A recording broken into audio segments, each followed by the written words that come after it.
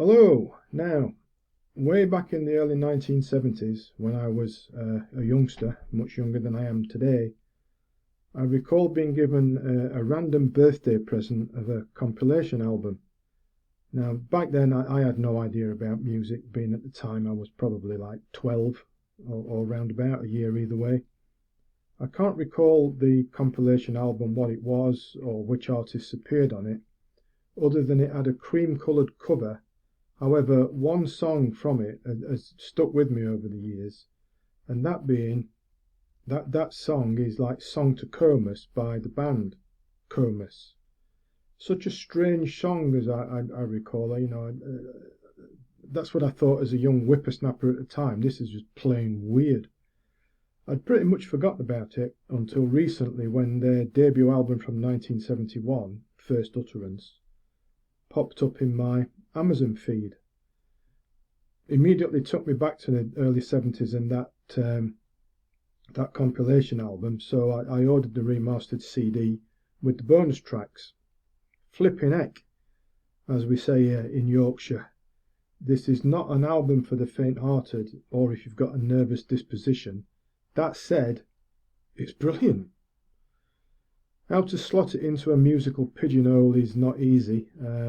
It's all sorts of things. Extreme folk, extreme prog, gothic, trippy, hypnotic, psychedelic, unconventionally heavy, intense, scarily unsettling, and even frightening.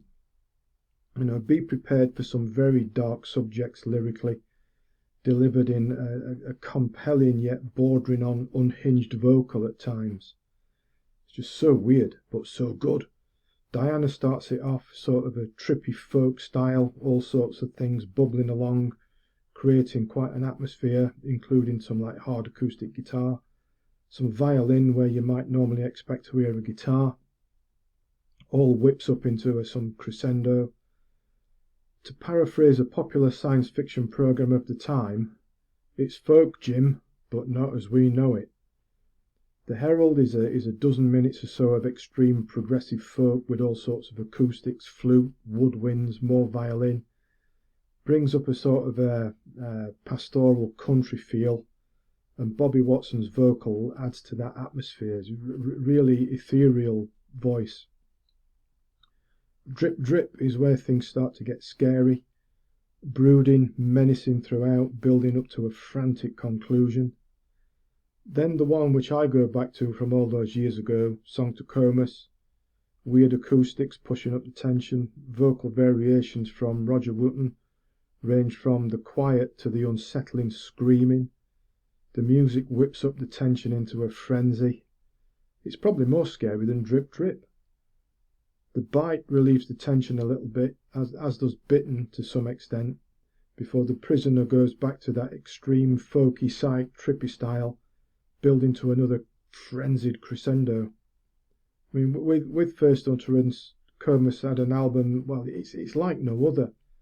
How can I try and sum it up?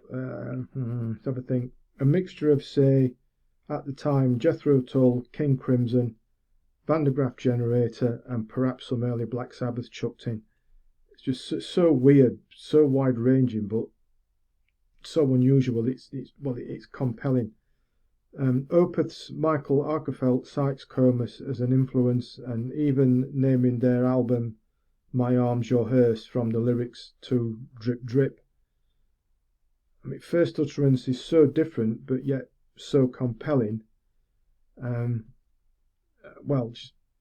That's what I feel to it anyway. But say different but compelling, but say it's frightening as well at the same time. So don't listen to it before bedtime unless you like your nightmares. All right, it's just that different. Usual versions, we got CDs and streaming and digital versions and whatnot on Amazon where I got mine from. Other outlets available, of course. Link in the description below, as always. I would suggest that you check this one out, even if you're just curious. It's not for everyone, but it's to say I think it's just amazing. So there we are. That's Comus, First Utterance, one from my youth or where it started. That's it for this one. Please subscribe to the channel before you go if you wouldn't mind doing so, because that's always a big help. And until next time, thanks for listening, thanks for watching, and take care.